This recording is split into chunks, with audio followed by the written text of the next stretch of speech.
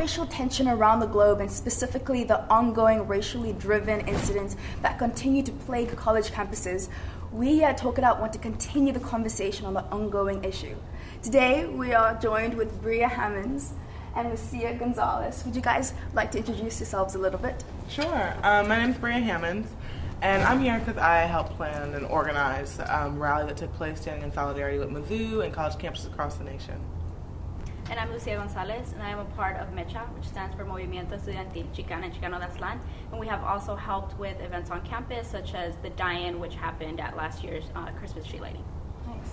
So with all the incidents that have recently been happening on colleges' campuses like Yale, Missouri, UCLA, do you guys think that those sort of incidents happens yet at LMU? There are certain things that you do and don't even realize they're microaggressions or that you're singling people out. Like, when you're, personally, I've been in a class and we're talking about slavery, and then my professor's like, Bria, and yeah, can you give your points on that? And then I'm like, oh.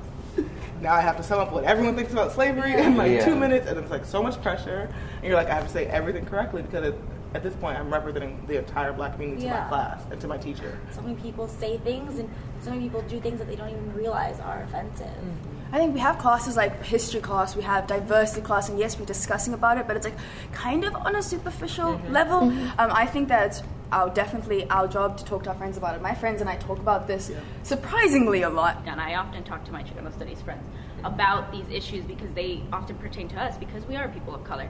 But when I speak to other people who are not people of color about these issues, I get categorized as the angry Chicana, the bitter brown person. Why are you bringing this up again? Just ignore it, stop talking about it, get over it kind of attitude, which is really interesting. Have any of you experienced that? There are still people who shut their eyes away from that. They don't want to hear it because they feel it doesn't affect them. Or even in the Bay, they say, oh, well, we're so diverse here. You're going to hate what I'm about to say, and it's fine. I'm going to say it. I personally, it's really hard to defend me in a lot of senses, and the thing is, my family has been oppressed. We had to leave, the continent of South Africa because of how, racist people were. We got kicked out of our houses. For some reason, I just, don't get offended, and that's why sometimes it's hard for me to understand why people will make a comment and be like, why did you say that? That was just really offensive. It's a joke, but I guess, you shouldn't. Do you feel like people shouldn't be making jokes about race? That this should be definitely only something taken seriously? I think that there definitely is the question of whether it's okay to make jokes about race with your friends or with other people who aren't, and which one is appropriate. But I think that it all depends on who you are around and being very conscious of your surroundings. I feel like most of the time people just automatically assume. They don't really ask, and that's why it comes off. They don't mean to be offensive, but that's why it comes off as offensive because they just assume. For my personal experiences here at LMU and my communications class, someone just assumes and automatically categorize me as the Mexican girl, and I'm I'm not even Mexican. I'm Guatemalan, completely two different complete countries. Or I've also had a lot of experiences where they think just because I'm Hispanic, I'm an immigrant. I don't have my citizenship. I'm just you're wrong.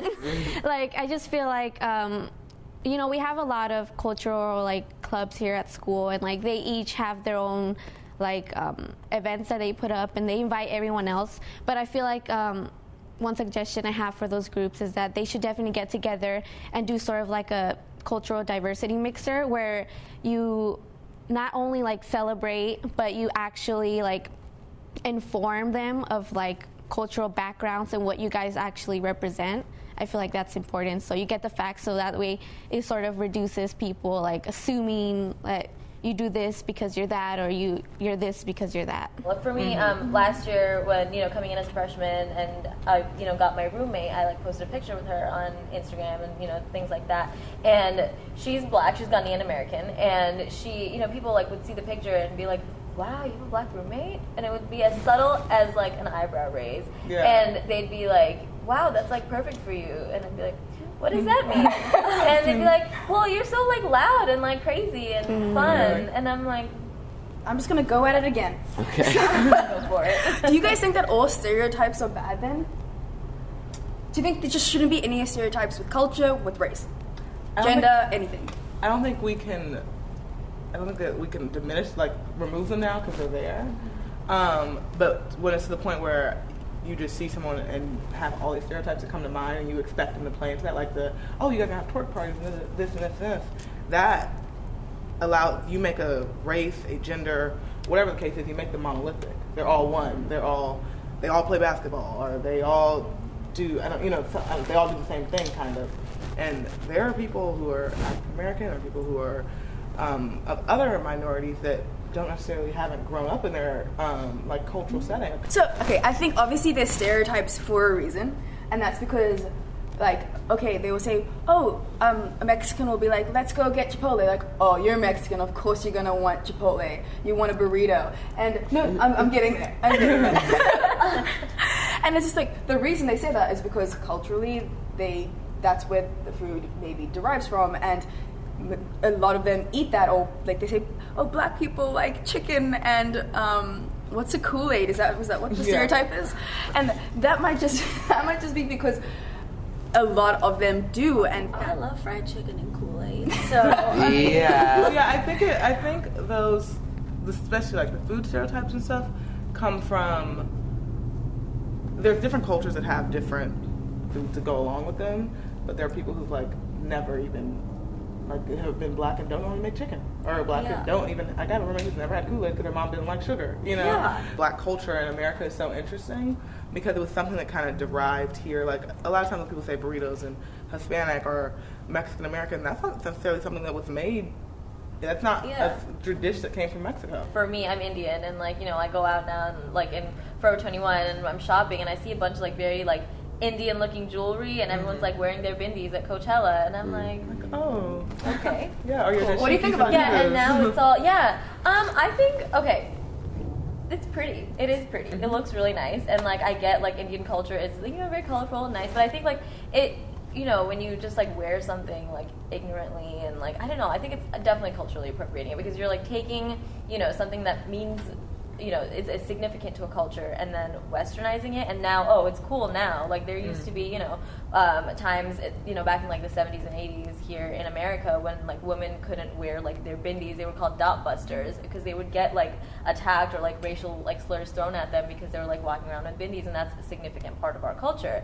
So now that, non-people of color have started wearing them, and it's fashionable, and now it's cool, when it's always been something that's been part of my culture. Anything that is Western is like, it gets top priority. I mean, for example, like the attacks that happened 2 weeks ago in Paris, the same day there were attacks all over the world in different parts of the country, or different parts of the globe. But of course, the one that was in the Western world was the one everyone was changing their profile pictures to France flag. Everyone was, and that's not to say what happened was not a tragedy. It was terrible. But the same day, things happened in Kenya, things happened in Lebanon. Like, no one, but everyone dismisses that as, it's the third world. It's just brown people dealing with their issues. Like, what's new? I feel like maybe like here on campus we should probably host like not interventions but like safe groups where people can come and like share their feelings, experiences from both sides, so we can understand, because again, like, maybe they're saying these racial claims, but again, they don't mean it, but we need to understand why,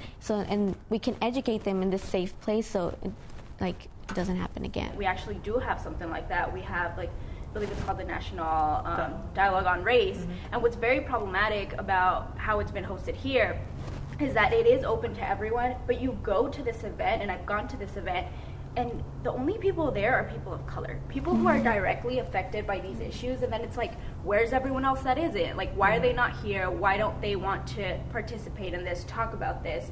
It's just, it's not that it hasn't been advertised, because it has. So then the next question would be like, what are we not doing? Or what do we need to do to encourage more people to come here? Talk about these issues. Definitely we need to reach out to them, because they're not going to be coming by themselves, for sure. But I mean, that is being done. I mean, it's being advertised. You need to grab someone by the hand and be like, listen. Which is sad. That's the society we live in, and the only way we can change that is by these like small little groups coming together and being like, we're going to make a change, and how we make a change is we're going to go out there and speak to people. We can't expect them to come to us, because there's a reason they're not coming to us, and that's why these things are still happening. happening. And yes, it's sad that they're not coming, but that's like the only way is to go up and like, listen, this is what I go through. You need a year of this. You need to be educated. Especially right now, I think, with all the, racial discrimination and the aggressions that's going on all different college campuses, I think now more than ever, the administration needs to get involved because they're, you can't just leave it to the student groups anymore because it's affecting a large number of people. And like you said, like, how much is one group going to do to, like, reach out to the whole campus? It has to come from the higher ups. It has to come from the institution. That was one of the things when I started organizing the rally. One of my biggest things was I did not want it to be associated with the Black Student Union. I did not want it to be Black Student Union puts on, and not because I have anything against Black Student Union or a member of Black Student Union. It was that when you put that label on things and you say BSU sponsors Standing Solidarity with you, other students get scared and say, "Whoa, it's Black Student Union. Like, I don't think I can go to that." And I was talking to I'm in an advocacy and activism class currently, and my teacher actually graduated from LMU and said, as a white woman, when there were events that were sponsored by BSU, I would want to be invited to know that is this something that you guys want to be focused on by yourself? Because it's okay if you guys this needs to be a space where the Black community comes together and focuses on something. But when you do add that name, it kind of creates this, other students aren't welcome. And that was one of the things I really wanted to fight against because I wanted to be not just a Black student issue, a student issue on this campus. I think it's really important for Greek life to have conversations about it too. Quite honestly, I don't think Greek life is the most diverse. LMU definitely is much more diverse than I've ever seen in any other campuses to my knowledge. But there's still a long way to go, and Greek life needs to foster that. They need to encourage these kinds of conversations, just like Greek life does the LMU Cares program, which is good. They're spreading awareness about sexual assault and consent, and race, I think, should also be one of the things they talk about, because it's things like the cultural appropriation, like with blackface. There have been issues very recently about in like different sororities and fraternities, like discrimination about blackface, and there needs to be awareness about that. There needs to be a conversation about that, and I think Greek life definitely should be included in this. Do you guys think that people should be colorblind, or do you think that people should still acknowledge race? I think, being colorblind just kind of is, like, okay, I don't want to look at it, like, it's fine, everyone's the same. I mean, to me, that's not a solution. Like, real progress would be celebrating everyone's individuality, because race exists. Like, we all come from different places. We're all, we have different races and different ethnicities, and that's, what makes our world beautiful, I think. My race is something that there's been struggles in my culture, struggles in my ethnicity that I have inherited, and I have faced, and I've faced head on. And then to say that, oh yeah, none of that matters anymore. We're all equal. No, we're not. We're really not all equal right now. I feel like not acknowledging someone's culture is sort of a form of oppression, because I feel like then you're stripping away their traditions, their beliefs, their morals that, they strongly believe in. So I feel like I don't think that's a solution. I mean, it might be the easiest solution because we'll all be equal, but I feel like it's not really an actual solution. And for example, like we don't have any laws, and we're not gonna have laws that says like you can't be racist, you can't be ignorant, right? Like that's just not gonna happen. So what we need to do is, again, like we've been talking about, we just need to educate ourselves and educate others. I have a huge problem with that and not speaking up on when I do feel offended, because I am trying to not always be the Black girl that's speaking out about race, or I feel like that's something that a lot of people of color do. But once it kind of it perpetuates the problem, but then again, no one wants to be deemed as that token, angry person all the time. I mean, I've had people in my classes here. I had a race and contemporary America class last semester, and there were people there that we talked about white privilege, and they were like, that doesn't exist. Wow. It does not exist. And I'm like, well, maybe because you never experienced it. That means you're from a place of privilege. That's because it's working for you. And like you said earlier, in our country, there are people that are systematically disadvantaged. It's not just this couple like stereotypes. I mean, that has fed into how our government works, and it could be as simple as an employer looking at 2 resumes, seeing the name John and Jose, and going with John. Keeping this conversation going, let's check in with Sarah Litz, who's going around campus to get further opinions on this topic. Hey, Sarah. Hey, Stacy. With racial tensions top of mind for college students across the country, after incidents at Mizzou, Claremont McKenna College, and even here at LMU, we wanted to give students a chance to voice their opinions on the subject. Some of what students had to say may surprise you. Can you talk to me a little bit about your experience of racial tensions or non-existent racial tensions here on campus? The reason I even came here was because this felt like home, in the sense that wherever I go, I feel like I'm welcome. And you don't get that everywhere. I know that for a fact. You don't get that everywhere. I know since the activities at Mizzou, the racial tension that's been spreading across the nation because kids were discriminated at Mizzou, it's been felt here in terms of standing up, I guess, for rights of all minority people, no matter what skin color, what race, no matter who's standing up for who. I know they've tried to do things on this campus that have been supported, and that really shows how LMU goes above and beyond to support the rights of all people. I couldn't be more proud to be on this campus because of that. So, not racial tension, the opposite, racial promotion I've seen on this campus, that's a really good thing. That's a good thing. And when I graduate from here in May, I can look back and tell others that Loyolan Marymount is a place of racial inclusiveness. And if you really want to feel a community sense, you should come here. I don't think it's really in your face, and people are really nice. But when I go on Yik Yak, it's a whole different story. There's this whole black-white conflict thing. But I don't feel like in person there is. It's not so much of individualized racism, I would think. Not so much like in like relation or social spaces. More so like institutional racism, like the fact that we don't have a lot of African alumni or African American faculty that are implemented in so many different departments on our college campus in so many different departments. So we want to have more of that, not just in the AFAM department, but in the sciences, in the liberal arts, in the TV and film, so on all platforms. So we have students who have a person to look to as guidance and someone that they can resonate with. We also want more like African American students to come to this campus, not just from private schools, but from all over the community in Los Angeles and abroad and in other states as well.